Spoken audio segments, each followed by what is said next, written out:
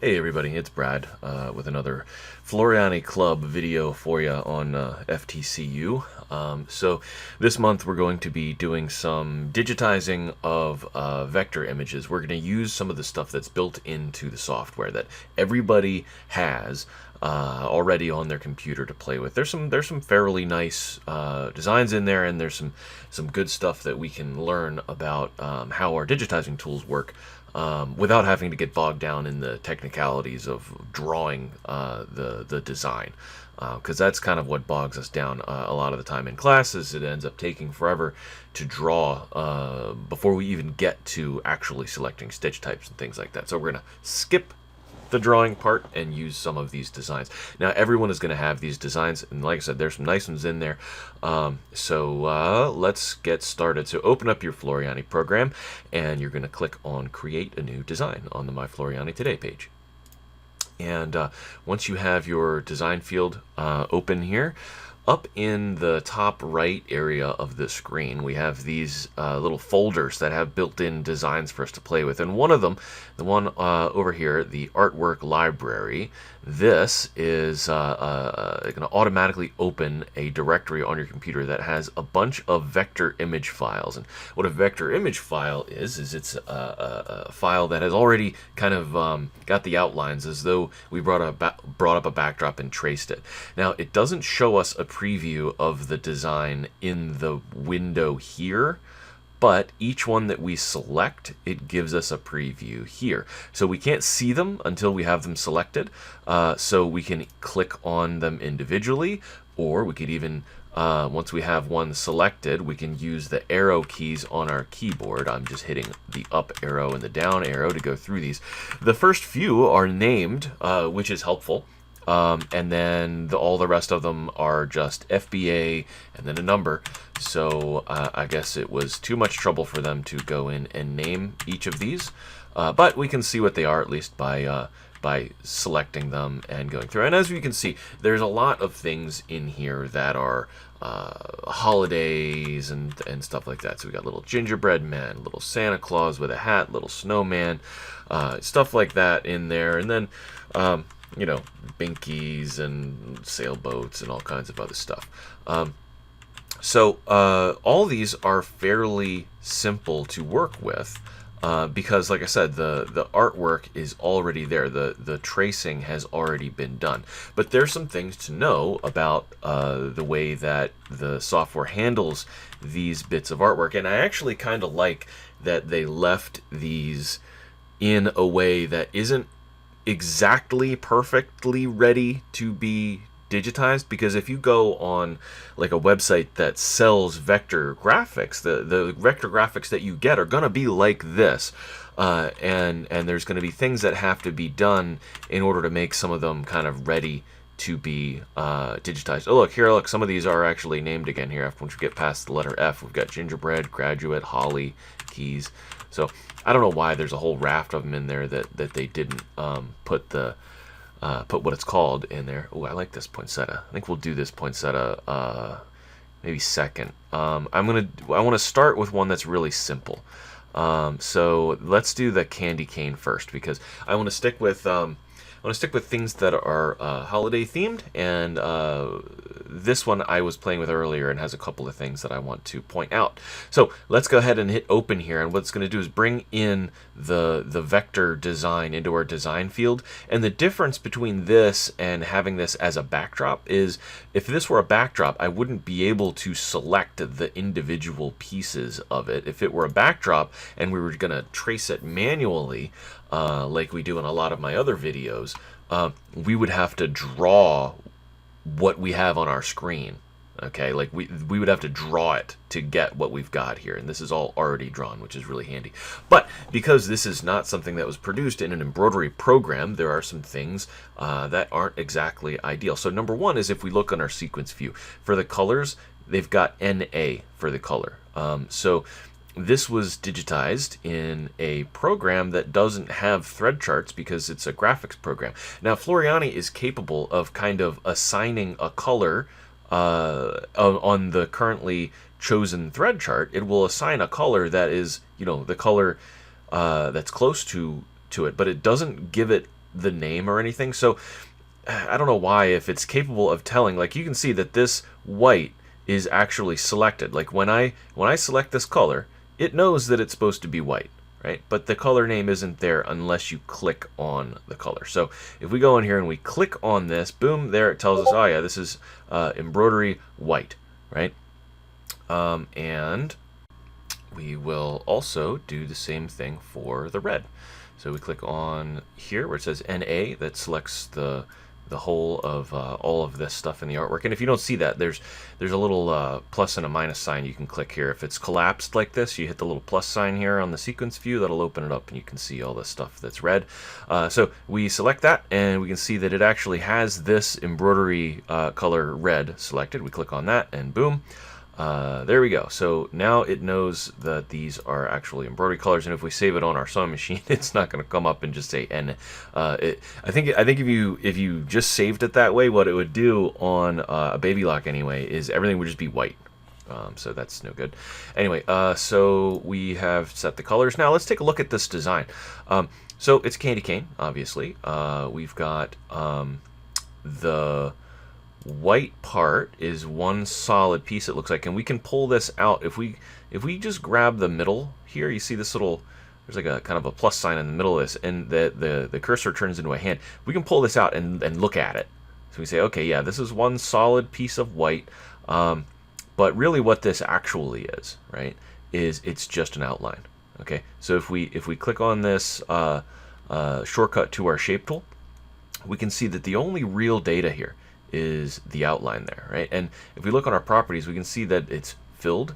Okay, that means that's why this looks filled with color, but this isn't anything unless we apply something to it. But this is an outline that could be filled with stitches. So we could take this whole thing and fill it with some sort of stitch. Now, what type of stitch we should be using, that you may not be able to tell,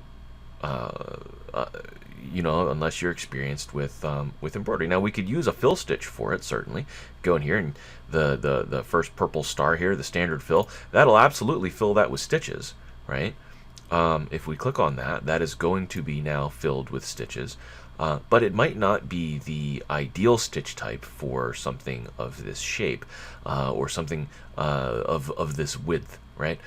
Now I know that a satin stitch would actually look really nice as this type of stitch, and I feel like if we went in and used the ruler tool, which, remember, this ruler tool doesn't just give you a measurement, it also gives you a tip as to what type of stitch you should be using. If we use this ruler tool on that shape, it's going to tell us that we should use a satin stitch for it. So let's go ahead and take a look at it. So I'm going to turn this back into artwork, and I can do that either by hitting undo here. Boom, now it's back to artwork. Or if I've got something that, you know, I've done a bunch of other stuff since I turned something to artwork, or to a stitch, and I want to turn it back to artwork, there's a way to turn any object that you have back into artwork. Down at the bottom of the screen here, this yellow star will convert any object that you have selected, it will convert it back to artwork. So if we click on that, boom, now this is back to being artwork. Now notice the default when you turn something to artwork, the default is not to have a little check mark in the fill here. But that doesn't actually matter. It doesn't do anything other than it's just a visual for you. But we know the size of this is basically the size of from here to here. So we don't need to have it filled in or be able to see it or anything. We're going to use the ruler.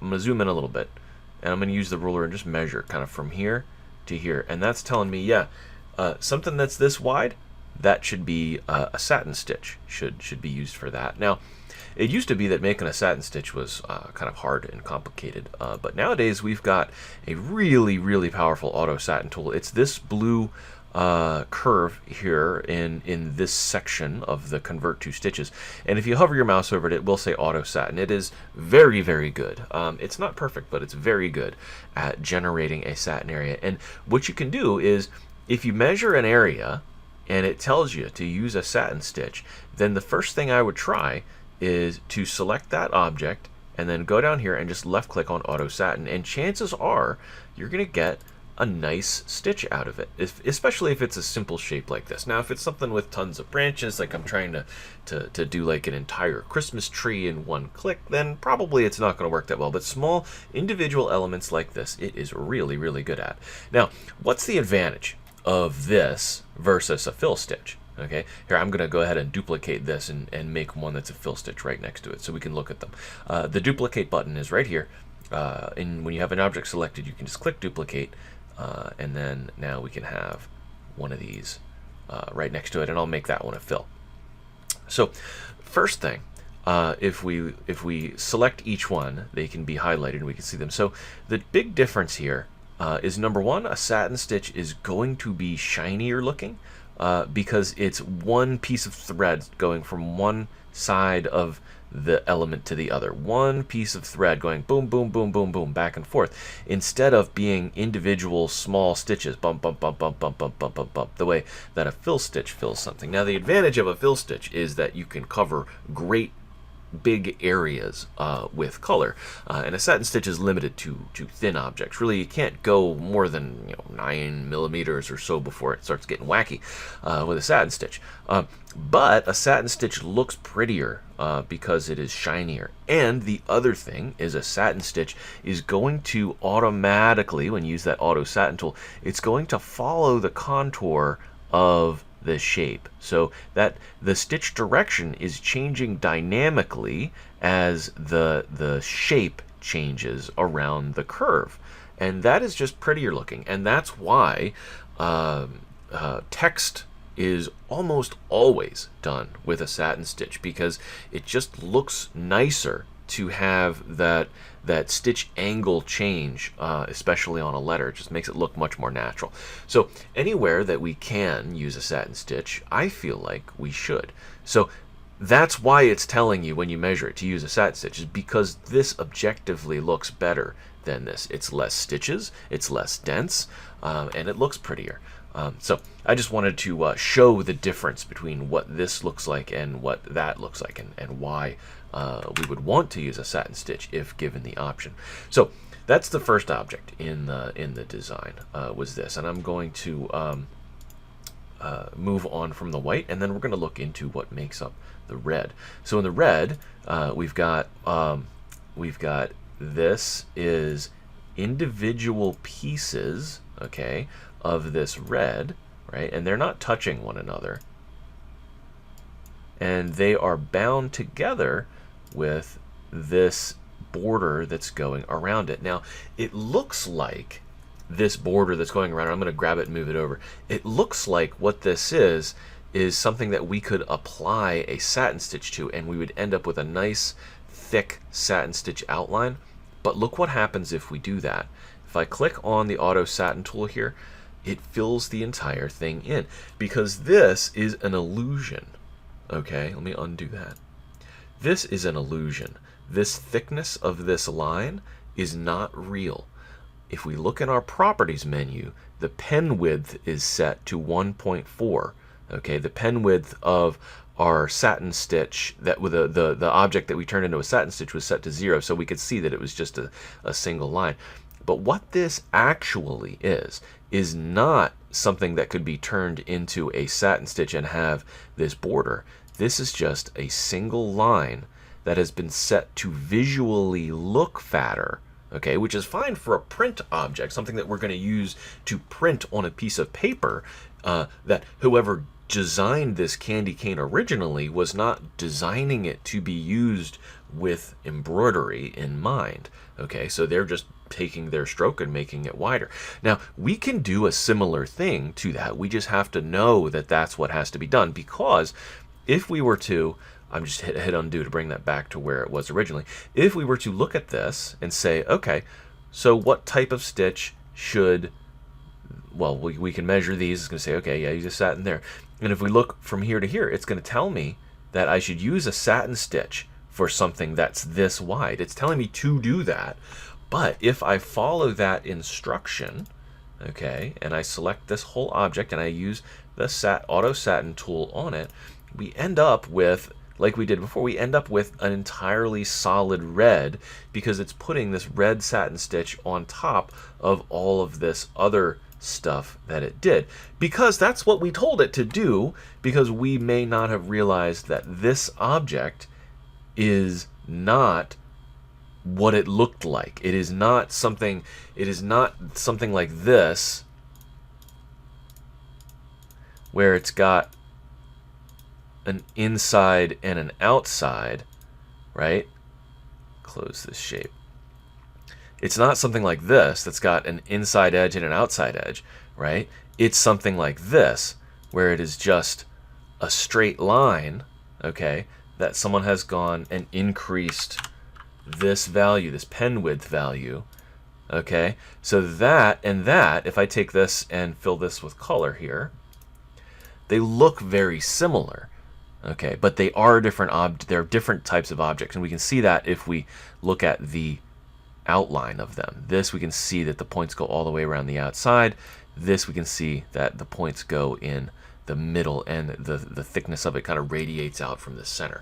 So that is a difference that we need to be aware of, okay? But the data for making this stitch, this what we want to be our outline stitch, to make it look like we want this to look like, that data is there, okay? And we can make that, but we just have to know to do it differently. So the data that we need was the value that it was set to, which was 1.4. Okay, so we'll round that up to 1.5 millimeter stitch width, because that's about as narrow of a satin stitch as you ever want to make, as 1.5 millimeters.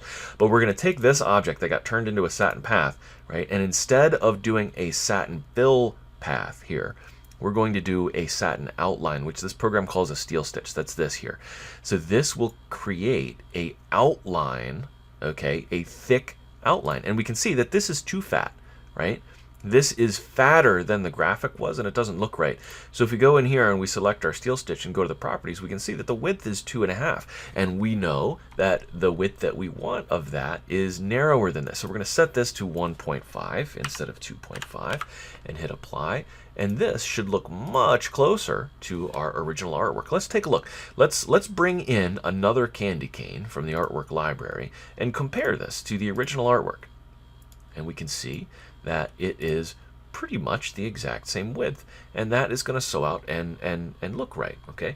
Now, once we have created our, let me get rid, I'm just going to hit undo until it goes away. All right, but once we have created this artwork, there's some other stuff that we can do to make sure that it's going to sew out the way that we want it to. So if we go in here and we grab the preview button here, there's like this whole timeline that we can grab and drag, and we can watch this thing sew out. So we can see, okay, so it starts there, and then it comes down and does an underlay, and then comes back and does the satin stitch.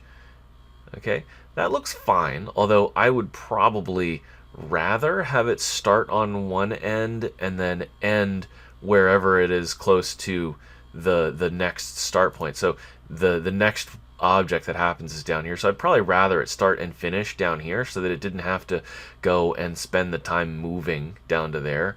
And then let's see, so after it does this, so we watch this, after it does this, it goes and sews out these.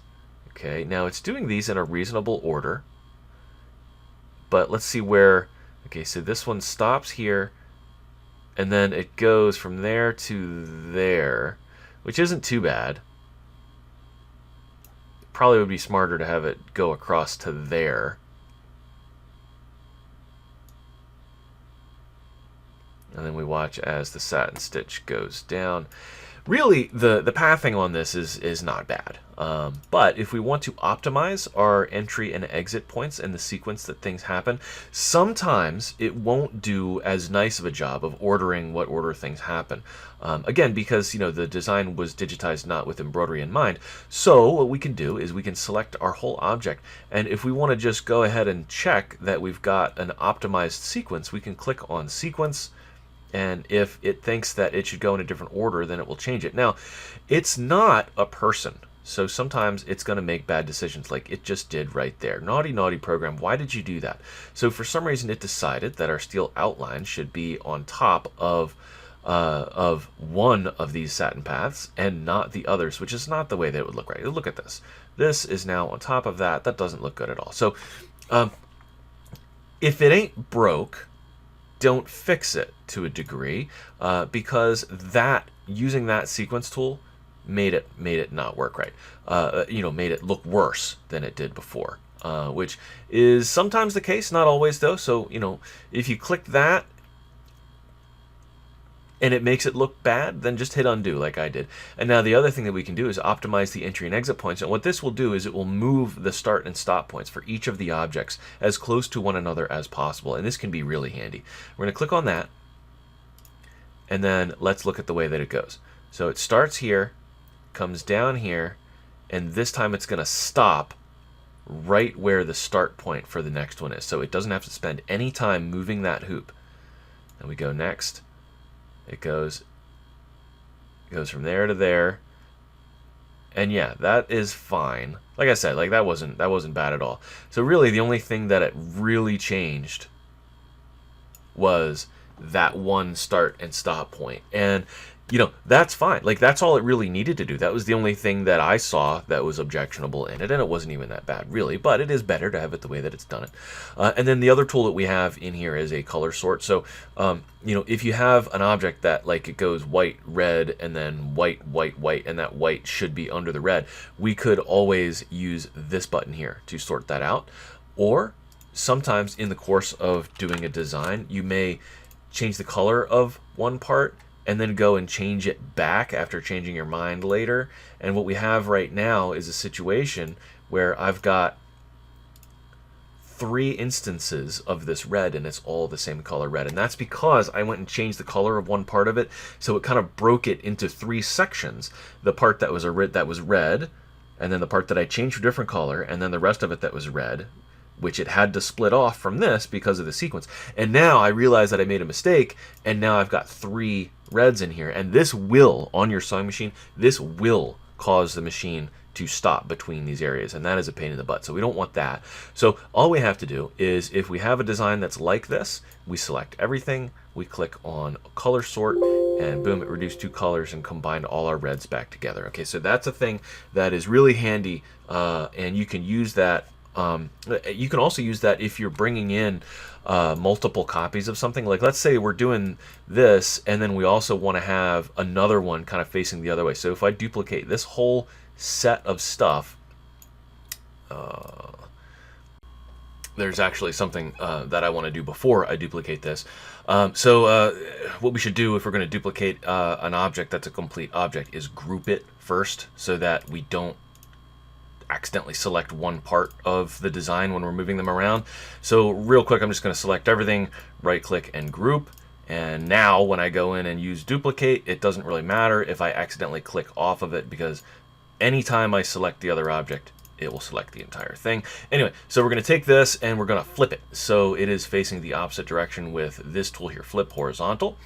And then maybe we would put some text between these or something like that. But we don't want to waste the time to sew out one entire design, right? And then go and sew out the other design. That's color changes that are unnecessary, right? So if we take this and we select both of these objects and we choose the color sort, it now has made them. It's reduced 2 colors again, and it has made it so it's going to sew out all of the white, and then it'll sew out all of the red. So that has eliminated a unnecessary color change, and that works with any design. It doesn't matter if it's a design that you've purchased.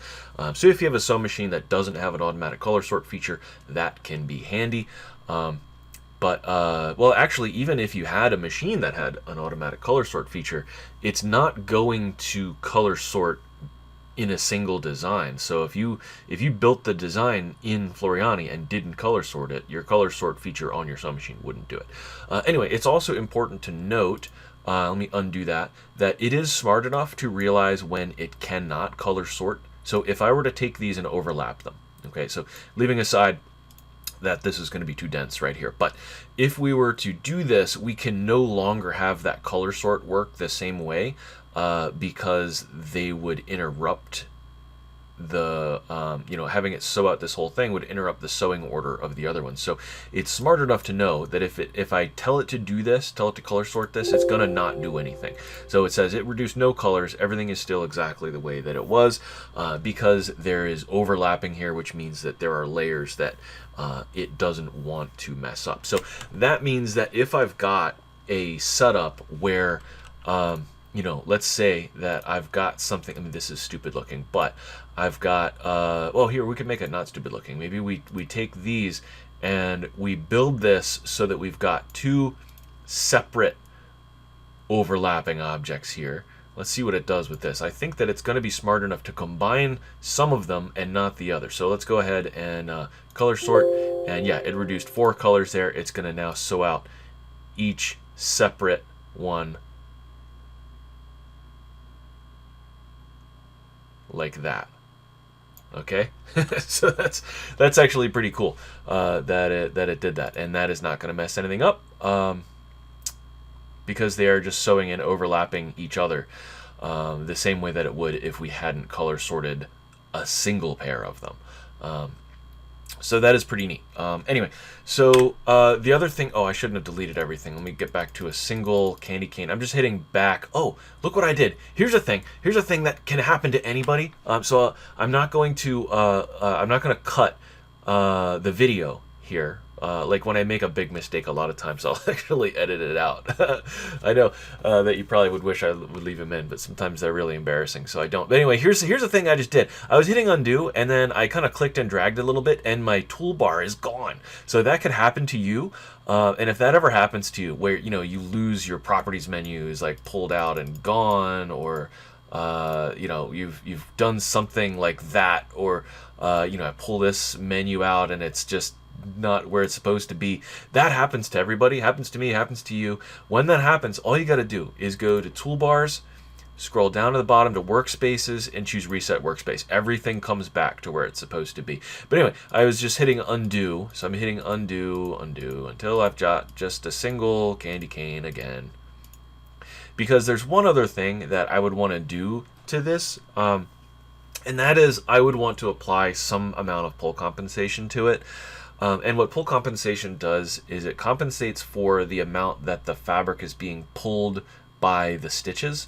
And I find that a good base pull compensation value is 0.4. Now the way that you apply pull comp to a design is you select your object that you want to apply it to, and I want to apply it to this entire object here. So I'm going to select everything, and it's this menu. It looks like a little zigzag with a line going through it, and I'm just going to set this to the value of 0.4 and hit apply. And what you'll see is it fattens the entire design up without changing the relative sizes of the object. And it's going to look worse than before I did that on the computer. But with satin stitches especially, there's going to be some pull, and your stitches will look way narrower than they look on the screen. So you always want to apply some pull compensation, especially to a satin stitch. And 0.4 is maybe overkill for if you're sewing on something that doesn't have a lot of stretch to it, but it's a value that works for a wide variety of fabrics. So it's kind of my default value. And there's gonna be a little bit of pulling, no matter, like, you could be sewing on jeans and there's gonna be a little bit of pulling. Something that's super stable, it's still gonna pull a little bit. And if you're sewing on something that's really stretchy, you may need even more pull comp. But like I said, 0.4 is better than not applying anything at all, and it's actually the right setting for a lot of things, like a knit t-shirt or something. But anyway, so that would be the last thing, and then we could save this file, save as, and we'll save it as a PES design, and then you could sew it out. Also, you want to make sure you always save everything as a WAF file too. Okay, so that's candy cane. Now let's do something a little bit more complicated. Let's delete this guy, and I'm going to bring in a different thing from the artwork library. This time we're going to go down, and I want to do the poinsettia. So we are sticking with our holiday theme here, and we're going to open this up. And so here it is. Now let's take a look at this this here poinsettia. So it is pretty small. If we look at our selection box, it's telling us this is 2 inches wide by 2 inches tall. So that's pretty little for something that's got these relatively intricate little branching parts of it in there. And before we start digitizing it, it might not be a bad idea to take a look at some of the elements in here. So if we look in here, we can see that we've got these nice skinny shapes in there, and I believe that those are going to look best as a satin stitch, and I don't believe that these are single lines with a stroke value. Just they don't look like that to me. So well, I can, if I'm not sure, I can check. So that's going to be part of this group here, and we can select one of these parts of the shape, and what we're looking for is whether this is just a single line or an outline that goes all the way around, and we can tell by using the shape tool. And as we can see, this is something that you would apply a satin fill to, you wouldn't apply a steel stitch to. So I believe that that's going to be too narrow to put a satin stitch in. We can tell by using our ruler tool and measuring it from one side to the other. It says, yeah, use a run stitch for that. That's so skinny that it wouldn't be able to actually cram in a satin stitch into something that's that small. So what we could do now, if it has to be, I'm sorry, I keep getting out of where I'm looking at. If you lose your design, you can always go up here and choose to fit, and it brings it right back. But if it has to be this small, okay, then, well, what I would do is probably manually digitize these as run stitches. So I could go in here and just go say, all right, well, this object is going to be from here to here to here to here to here, right? And I just draw in a single line like that, and then I can apply a run stitch or make it a bean run or whatever I want to get that little detail in there. But I told you that I want to do this. I want to do this without drawing anything. So what we can do is we can take our entire design, right? So I'm going to go up here and choose all items, and I'm going to increase the size of this until when I measure that object, it no longer tells me that I have to use a run stitch for it. So let's just see what happens if we take the whole thing and we make it 3 inches instead of 2 inches wide. All right, I've got maintain aspect ratio checked. That means it's going to automatically scale my height. So I'm going to hit apply. And now let's go ahead and measure that same spot.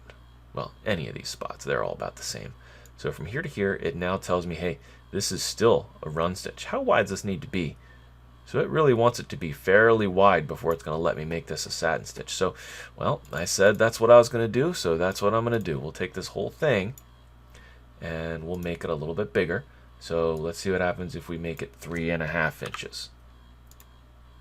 Okay, go in, measure this. It's telling me to use a bean run. We're pretty close though. What is this actual distance? That's 0.3. How big is that in metric? When you're measuring small things, metric really is the way to look at it. So if we go to metric, really the real rule is 1.5 millimeters. Yeah, that's still awfully narrow. Boy, so the thickness of these guys is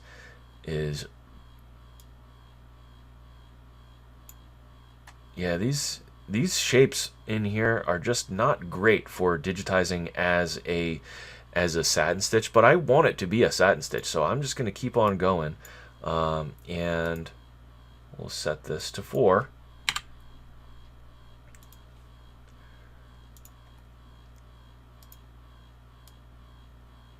Close enough. All right, so let's go ahead and start digitizing this thing. So first thing I want to do is go in here and choose the first color. And remember, we're going to have to assign colors to these because, like I said, this was not generated in this program. So we're going to click this and then click the color that it recommends, and then measure, and it tells me that that should be a fill stitch. Okay, we can do that, and we apply a fill stitch to it, and there it goes. Now it's going to bring these to the front when they're selected. but when we deselect it, it goes back to the back. Now we want to do this one is I want it to be satin stitches. Now the big ones are definitely going to recommend me to do a satin stitch. These ones, it's right on the border of bean run and satin, but when we apply a pull compensation to that, I think it's going to make it wide enough to look good. So we're going to take this entire section, okay, this entire color section. We'll go ahead and choose the recommended color for it, and then I'm just going to use, remember, get your select tool to make sure that you're able to do stuff. I'm going to take this entire selection, and I'm going to hit the auto satin tool and see what we get. Okay, so we've got, as expected, this is really pretty, but these guys definitely need some help. Okay, so this one it did a pretty good job on. All right, the start and stop point could be adjusted certainly, but the program will do that automatically for us later. But look at this. We've got this is a right mess, this is a right mess, that has some kind of weird thing going on, and that has something weird going on. So that's the thing with branching satin stitches. Individual elements of satin stitches, it's very, very good at handling. A single object like this, it's great at. But what it has to do this is it's got to split this into multiple objects. So that all have to be separate pieces in order for the stitch directions to be going in different directions. And it did a perfect job on this one for whatever reason. It made that look really nice, but it just didn't handle the other ones very well. So we're going to have to help it out. Now, we don't have to draw anything. Well, we don't have to draw much, but let's go ahead and take a look. And look, I tried to select that, and it selected all of these instead. So instead, I'm going to kind of zoom in a little bit more and see if I can't get it. There we go. We could also go in and select it manually from the sequence view. But let's see. All right, let's see what the problem is. There must be some sort of instruction that this is getting that is impossible. So let's take a look. So we use our shape tool on it, and we can see that we've got a split line. That's this yellow barbell looking thing. That separates this from this. So that's right. This one has a split line, and then these black ones are the stitch directions. So it's being told to put the stitches going this way in this part of it, and this way in this part of it. Let's keep going up. And aha, look here, there's no split line here. And that means it's being told to have the stitch direction going this way and this way at the same time, which it can't do that. It can't be going in two directions at the same time. So the reason that it's being told that is there's no split line right here. So it's essentially considering this and this to be the same object, and we've told it to go two different ways, and it can't do that, and that's why we have this weird looking mess here. So what do? Well, we need to add one of those split lines into this, and we can do that by using the add split line tool here. In your shape tool, it's a little arrow next to your shape tool. You go out and choose add split line. That turns your cursor. See how it's got the little yellow ball on the end of it, and we're just going to draw it in where it goes. Okay, now we've got that split line, and then we right click, and I'm going to right click again to generate that, and there we go. That has fixed my shape. Okay, so that is now right and is going to sew out nicely. Okay, we still have the start and stop point is messed up there. We are going to fix that using our tools later. At the end of the design, we'll fix all of those. But now we know what to look for. So what's going on with this object? Let's take a look. Oh, and once again, I've selected the wrong one, so we're going to go in and select it from our sequence view here. All right, so there it is. Let's take a look at its shape. And it's the same problem in the same spot. This object did not get a split line. And this time, there's no stitch direction that's been put in right here. Okay, so the problem there is that it's like, yeah, you want the stitch direction going this way? Okay, well, the only way to do that is to break out of the outline and come over here. So it's acting like this part of it isn't even there. So we're probably going to have to not only add a split line in here, but we're also going to need to give it a stitch direction in here, okay, which is in the same set of menus, but it is this one, add inclination. And then we're going to draw a stitch direction in there. Oh, it looks like I can't do that. I have to apply the thing that I do. So here, let's right click to generate that. It's going to break the design. Okay, Oh no, it didn't. Okay, so it remembered. It did remember me clicking that in there. For some reason, it looked like it didn't. But when I generated it, it did what it wanted. Okay, so we're good. We've got our stitch direction. We've got our split line. We've got our stupid pathing. But again, we're gonna fix that, and then we'll go down to the next one and do the same thing. I bet you that it's the same problem in the same spot. Yeah, it sure is. Now this one has a stitch direction already. So we go in and we add our split line and we right click. And there we go, that is fixed. We do the same thing. Oh, let's find it. It's this one. Yeah, we do the same thing for this one. Let's look at it as an outline. And is it in the same spot? It sure is. And we add our split line in like that. Right click, right click. There we go. Okay, so those shapes are fixed and ready to rock and roll. And again, we'll fix the thread that's popping out there. We'll fix that later. All right, so that is all of those satin stitches. Very cool. So now let's take a look at what we've got with the red. Okay, so we choose the red that it's recommending. And then let's break it open and see what we've got. Oh, look at this. We apparently have something hidden on the inside of here. Is this another set of what's going to be satin stitches? Let's pull it out. Yeah, it looks like it. So that is overlapping the red, and it's the same color, so that's why we can't see it. So let's actually make that a different color. Okay, we'll make that like this kind of carmine pink, just so that we can see it. Maybe I'll make it like a magenta so we can really see it. We won't sew it out that color. I'm just making it so that we can actually see this. All right, well, we're going to want that to be a satin stitch, of course. This it's going to tell me to do as a fill stitch, and we can see that this is one big shape. So let's see what happens when we fill it. Looks fine. It did the pathing just fine on that. Now, what about this? This is all one piece. Look at the way this is digitized. This is digitized as all one linked together piece. That, I don't know how well that's going to work. Whoever made this, you know, again, they're not making this for embroidery. If they were, these wouldn't be all one piece. But I wonder if we couldn't break... Oh, wait. Yeah, okay, never mind. For some reason, I thought that they were all made out of one line. But let's see. What happens if we broke this apart? If we right-click on it and choose Break Apart, I think that it will separate this into its separate pieces. So let me undo until it goes back where it was, and then I'm going to select that as an object, and then I'm going to right-click it.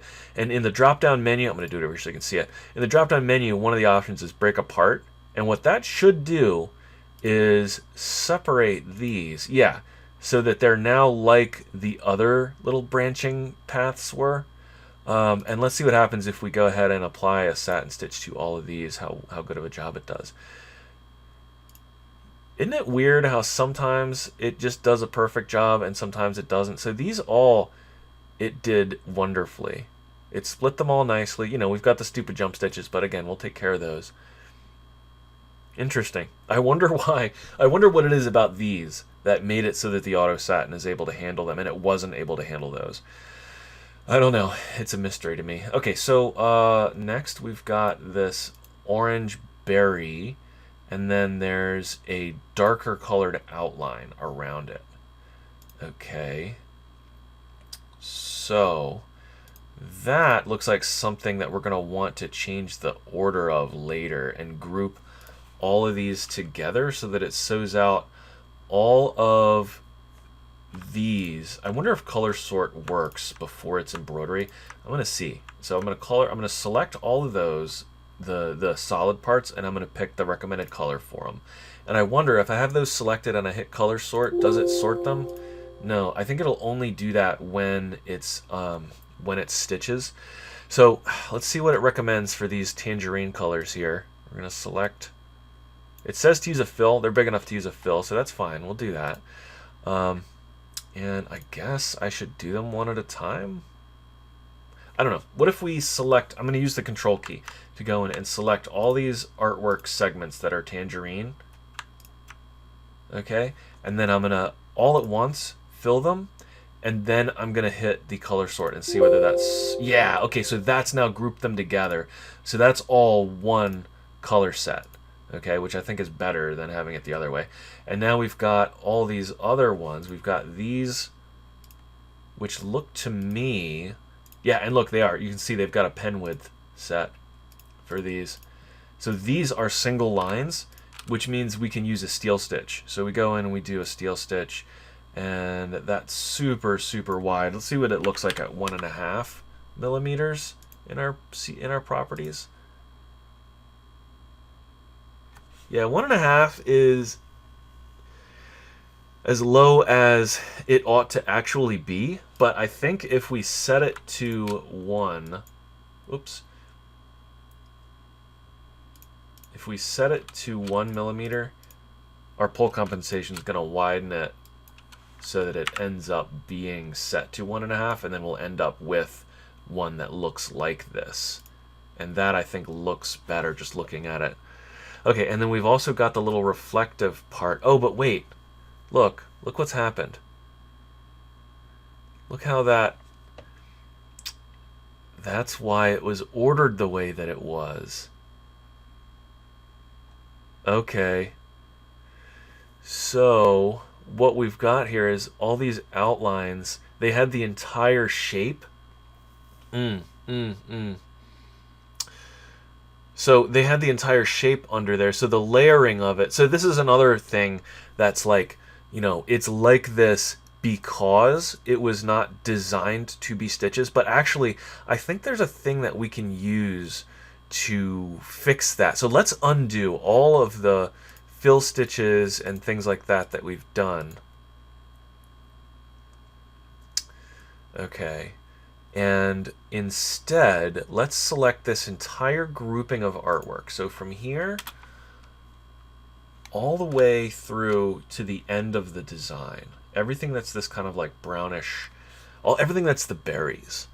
And if we select all that, it's all artwork. So to make this work, this has to all be artwork, but we can right click it, go to transform artwork and choose remove overlapped artwork. And I think that what this will do is use the weld and exclude and stuff like that to get rid of everywhere that it's overlapping. Oh, but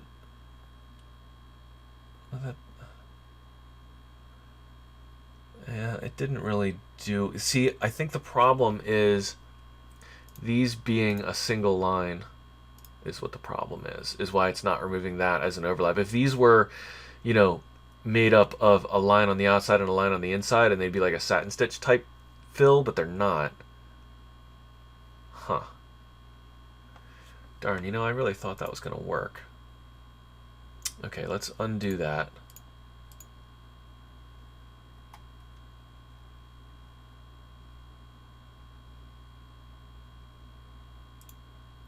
I guess what we need to do is, if we don't want to have to redraw any of this, we just have to digitize it in the order that it goes down, and then maybe remove overlap stitches afterwards. So yeah, I guess that's what we'll do. We'll go in and we'll assign.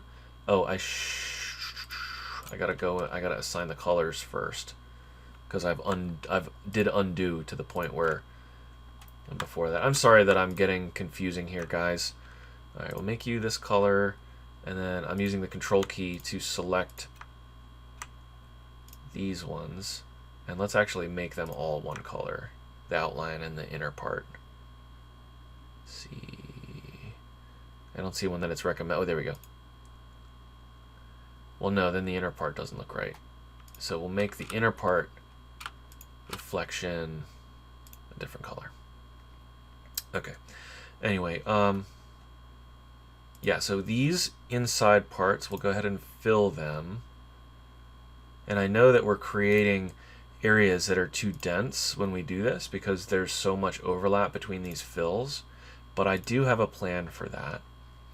And then we go in and we do these guys. I don't remember what width I set. 1, right. Okay, so we go in and we do steel stitch. We set this to 1 millimeter. Okay, and then these we do as a satin stitch, I'm sure. Let's measure it and see. Yep.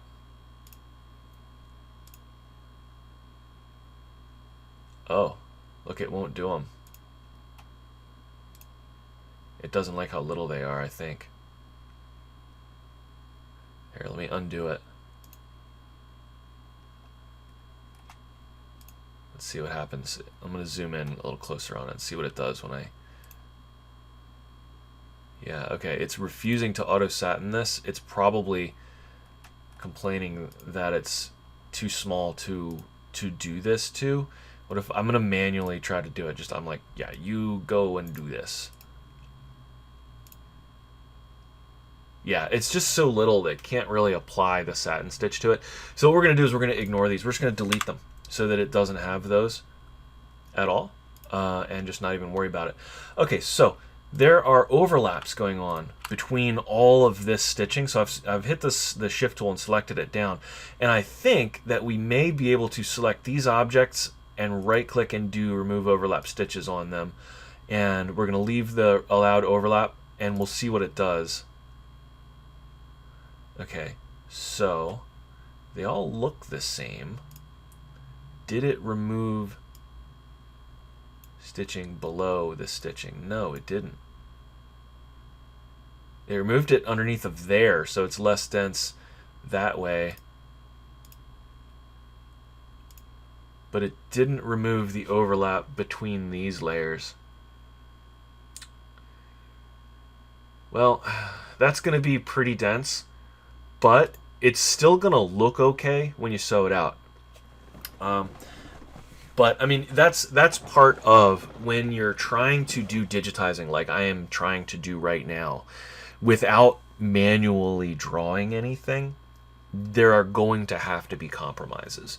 But that said, even though it's going to be bulletproof in the middle there, I think it's still going to look pretty good. You know, it's going to have unnecessary stitching certainly, but I think it'll still look good. Okay, so the next thing that we want to do now that this design is complete, the next thing we want to do is fix the pathing issues that I was mentioning before. And the way that we're going to do that is we're going to optimize our entry and exit points for this whole design. So I want to go up and select everything, and we're going to choose the optimize entry and exit. And that should get rid of those weird looking... Oh, and of course it didn't do it. All right, so that's great. Let's take a look. And I think it's not doing it because it's only got one start and stop point for those objects, the satin stitch segments. So we might need to manually play with the start and stop points on this. So if I started at the bottom and started at the top, what happens? And then I'm just moving start and stop points around to see whether that gets rid of... That's added one.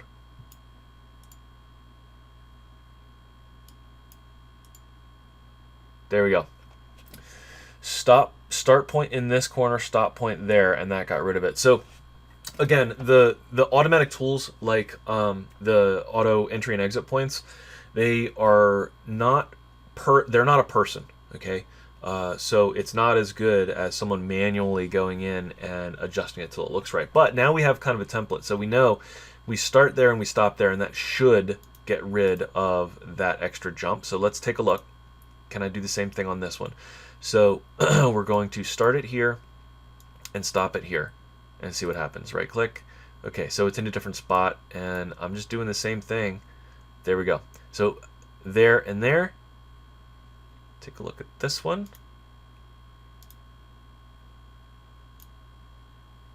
So we're going to start there and stop there. Okay. So I've cracked the code here. And we will have to do the same thing for these purple ones, of course. So it's nice when the automatic tools work perfectly, but you know, sometimes they don't, and that's why you need to know how to use the other ones. Okay, so this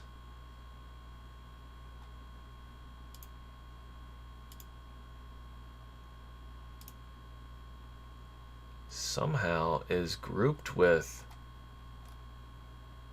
part of this outline. How did that happen? Maybe when I did the remove overlap, it messed with something and combined these two shapes. Darn it.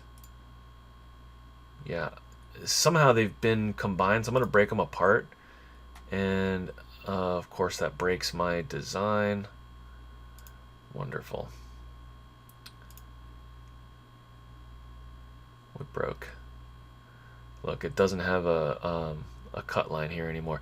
Yeah, you know, sometimes the automatic tools really break stuff. So it got rid of somehow all of my split lines when I told it to remove the overlap artwork on this particular object. And, you know, I don't know why it did that, but that's what happened. So if I'd have noticed that, I could have fixed it right away. But here we go. Now we're back to where we were. We could have just hit. So if you don't know how to fix that, essentially what you would have to do is you would have to undo until you get before you screwed everything up.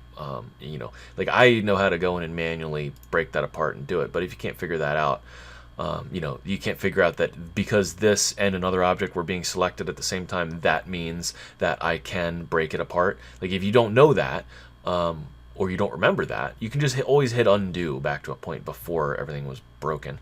All right, so start there and stop there and right click, and there we go. And same thing for this last one.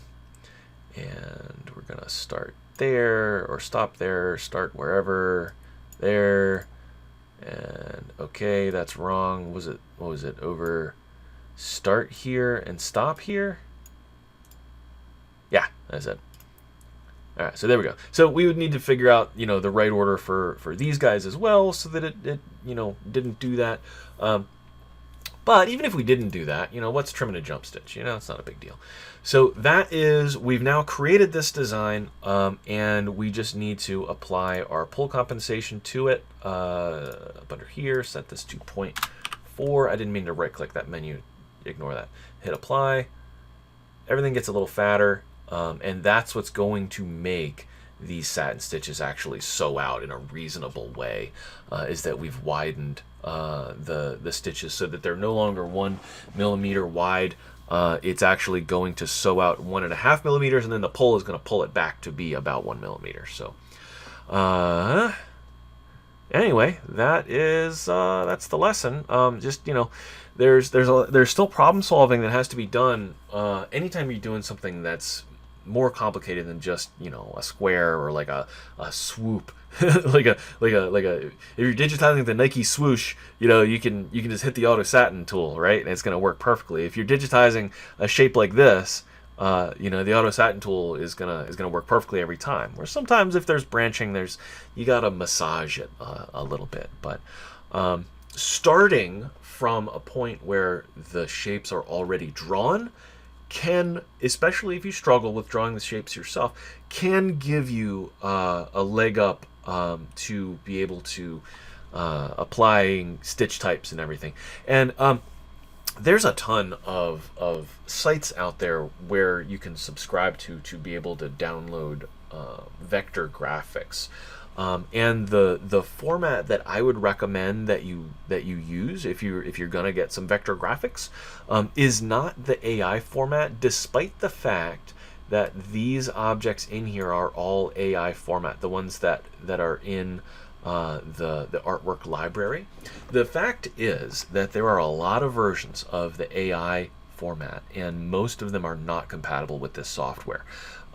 So I recommend using a SVG, Scalable Vector Graphic is what that stands for. SVG is the file type that you want, and there's lots of sites out there that you can subscribe to, you know, to get SVG files.